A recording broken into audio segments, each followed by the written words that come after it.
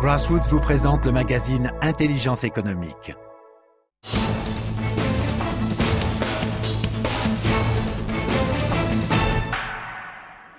Bienvenue dans le journal de l'intelligence économique. Il paraît que les idées gouvernent le monde. Si c'est le cas, alors les think tanks sont un véritable enjeu de domination. Les think tanks, ce sont en gros des cercles de réflexion qui prétendent conseiller, voire même influencer les décideurs. Ces penseurs de l'ombre, c'est ainsi que certains les appellent, sont en fait des chercheurs, des hauts fonctionnaires, quelques journalistes, une pincée de grands patrons et parfois même des hommes et des femmes politiques. Aux États-Unis, les think tanks possèdent un réel pouvoir. Ailleurs, évidemment, ils sont plus discrets, pour ne pas dire plus modestes. Mais l'univers des idées est aussi un monde très compétitif. Il s'agit d'imposer ses vues aux leaders mondiaux. Et parfois, le pouvoir d'un think tank est illimité. Il peut même, comme le montre l'enquête de Mounia Benaïssa, provoquer une guerre.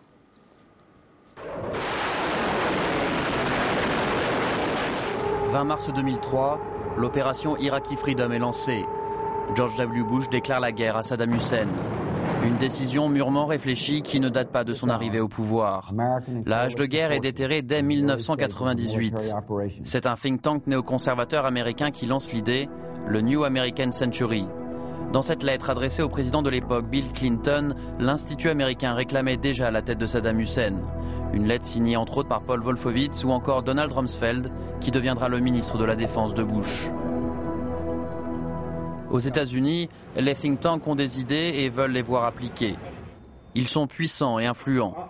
Pour certains d'entre eux, l'objectif est clair. Il faut consolider la puissance des Américains sur le monde.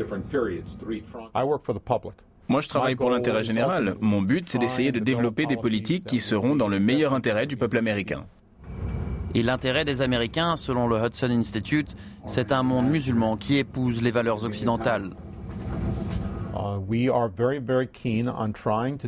Nous tenons vraiment à encourager les réformateurs au sein du monde musulman, afin de contrebalancer l'influence des plus radicaux présents dans cette communauté. J'ai passé pas mal de temps en Indonésie, le plus grand pays musulman du monde, et j'ai bien connu l'ancien président Abdurrahman Wahid. Qu'est-ce que nous avons changé? Eh bien, si vous regardez de plus près le travail de M. Wahid, je pense que vous vous rendrez compte qu'il a été un chef musulman qui œuvrait pour la compréhension entre les gens des autres communautés. Et il avait une vision pacifique de l'islam. En Europe, les think tanks affichent moins d'ambition. Chatham House est l'institut le plus prestigieux du Royaume-Uni. Lui préfère travailler entre autres sur le changement climatique. Prenons un exemple au hasard. Nous avons diffusé une recommandation selon laquelle l'Union européenne et la Chine devraient travailler sur les changements climatiques. Et nous avons proposé l'idée de créer des zones économiques à faible taux de carbone en Chine. Cette idée pourrait être reprise par le gouvernement chinois et sera au programme du prochain sommet entre l'Union européenne et la Chine. C'est surtout en organisant des débats et des conférences que les think tanks travaillent. Leurs idées circulent également à travers des articles et des rapports que l'on peut trouver sur leur site internet. Il existe même un classement mondial pour mesurer leur influence. On n'y trouve qu'un think tank français, l'Institut français des relations internationales. Il n'arrive qu'à la 9e position. Précisons que ce classement n'inclut pas les think tanks américains. Du coup, les Français restent très prudents sur leur pouvoir d'influence. Je suis extrêmement modeste sur ces questions d'influence. Ce que je vous dirais simplement, c'est qu'on nous attribue de l'influence. Mais si vous me demandez, est-ce que nous sommes à l'origine d'une transformation radicale dans la politique internationale, je m'en garderai bien. Ce n'est pas l'attitude des Russes. Eux veulent changer la donne. À Paris, l'Institut de la démocratie et de la coopération a ouvert ses portes en 2008. Financé par plusieurs ONG russes, il est dirigé par une ancienne membre de la Douma très proche de Poutine. Mais c'est un Anglais qui reçoit la presse. La vocation est de présenter un point de vue, je ne dirais pas nécessairement russe, mais un point de vue peut-être autre sur les relations internationales et sur les droits de l'homme que celui que l'on entend habituellement dans le discours politique et universitaire en Occident. Nous voulons en effet influer, avoir une influence sur le débat politique. Nous voulons que notre voix soit entendue et que nous fassions partie du débat sur ces questions. Faire partie du débat, c'est participer à la compétition des idées. Car sur ce front, les think tanks sont devenus incontournables pour les leaders mondiaux. Bien, avec moi sur ce plateau, Martine Royot, bonjour. Vous êtes co-auteur d'un livre très simplement intitulé « Les think tanks, cerveau de la guerre des idées » paru en 2009 aux éditions Le Félin. Alors les think tanks sont devenus donc incontournables pour les grands de ce monde ? C'est vrai. C'est incontestable, mais tous ne savent pas s'en servir avec autant de doigté. Tout le problème est là. Et il y a beaucoup de sortes de think tanks dont la valeur n'est pas la même. Vous avez démarré votre reportage sur le fameux PNAC, Project for a New American Century, pas très facile à dire, qui est en fait un think tank qui avait des idées toutes faites sur la manière d'assurer la suprématie américaine après la guerre froide et qui a réussi à vendre son programme à un George W. Bush qui n'en avait pas.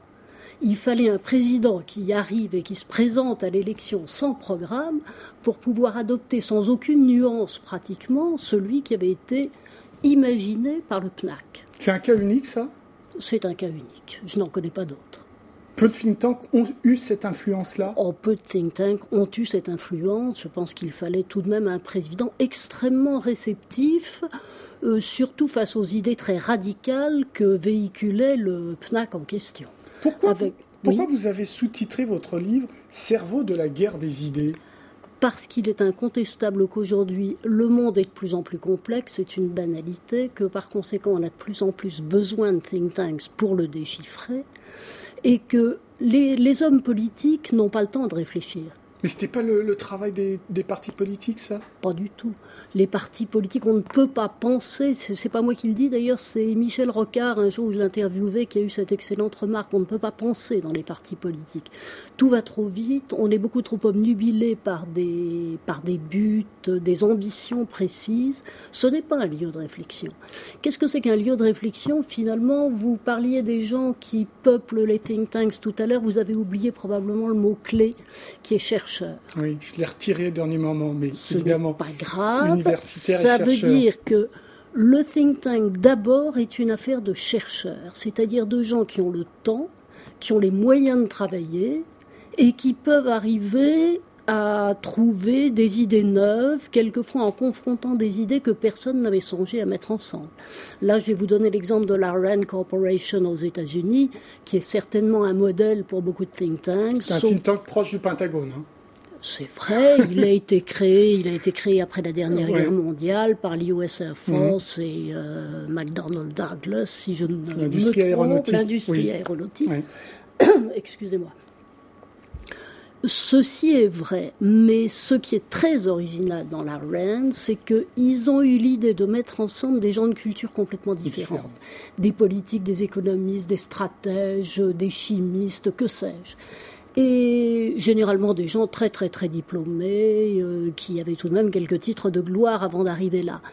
Et en les faisant réfléchir ensemble, ils ont donné des éclairages tellement différents à un problème qu'ils sont arrivés à une synthèse particulièrement intéressante. Ça a beaucoup aidé le gouvernement américain. C'est ça la force de l'Amérique par rapport à l'Europe ?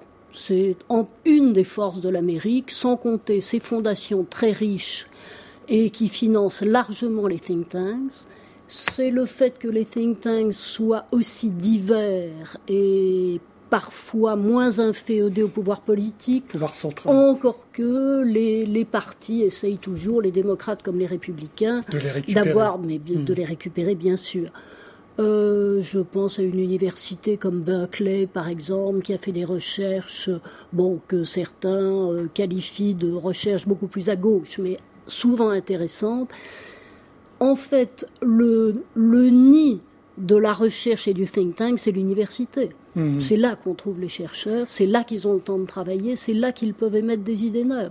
Alors ensuite, c'est aux gouvernants d'aller les chercher là où elles sont, et pas d'essayer de faire un think tank qui va leur trouver des solutions qui leur conviennent. Ça, c'est l'écueil dans lequel beaucoup tombent. Classique. Martine Royot, vous nous dites là que c'est quand même vital d'avoir ces think tanks pour générer des idées. Oui. Pourquoi cette idée n'est pas en Europe et particulièrement en France? Pourquoi les think tanks en France ne sont pas forts? Eh bien, je dirais que c'est un manque d'humilité, mais surtout un manque de tradition. D'accord. Parce que les think tanks sont nés tout de même dans le terreau du libéralisme et de la démocratie, dans des sociétés anglo-saxonne, bien sûr, anglaise d'abord avec la Fabian Society qui est la première, américaine ensuite. Fin 19e. Voilà. Dans des sociétés où le débat politique est incessant entre le public et le privé, et où le privé est capable d'apporter énormément de choses au public. C'est ça qui fait la force des sociétés anglo-saxonnes. Je vais vous donner un exemple. Les Français n'ont pas du tout cette habitude. Pourquoi ? Parce que historiquement, on a eu d'abord les salons et puis les cercles de réflexion. Un think tank n'est pas un endroit où on discute, où on fait des conférences. Non, c'est vraiment un endroit où on cherche, où on découvre des solutions nouvelles, où on les confronte ensuite avec ses alter ego pour voir comment elles passent, s'il faut les corriger, s'il ne faut pas les corriger. Ça, c'est un vrai think tank. Bon, je ne sais pas si on aura le temps de parler de l'advocacy, qui n'est pas, enfin, ce ne sont pas des vrais think tanks, ils prétendent l'être. Ça, ce sont des gens qui ne cherchent pas à découvrir, mais à justifier. Alors, juste une question quand même sur les moyens financiers. On parle de plusieurs dizaines de millions de dollars de l'autre côté de l'Atlantique. Ici, je pense qu'on n'est pas dans cette grandeur. Non, les think tanks français, quand leur budget atteint 10 millions d'euros, ça doit être le plus riche et ça doit être l'IFRI approximativement, qui est d'ailleurs financé en partie par l'État. Ne rêvons pas. Vous avez des think tanks très intéressants et qui fonctionnent avec des budgets inférieurs à 1 million d'euros et qui quelquefois trouvent des idées excellentes. Maintenant, s'ils étaient mieux financés, il est probable qu'ils découvriraient davantage. Merci Martine Royot. L'argent, nerf de la pensée aussi. L'émission est terminée, mais vous pouvez comme d'habitude la retrouver sur france24.com à la rubrique économie, puis intelligence économie. Au revoir et restez avec nous car l'information, elle continue sur France 24.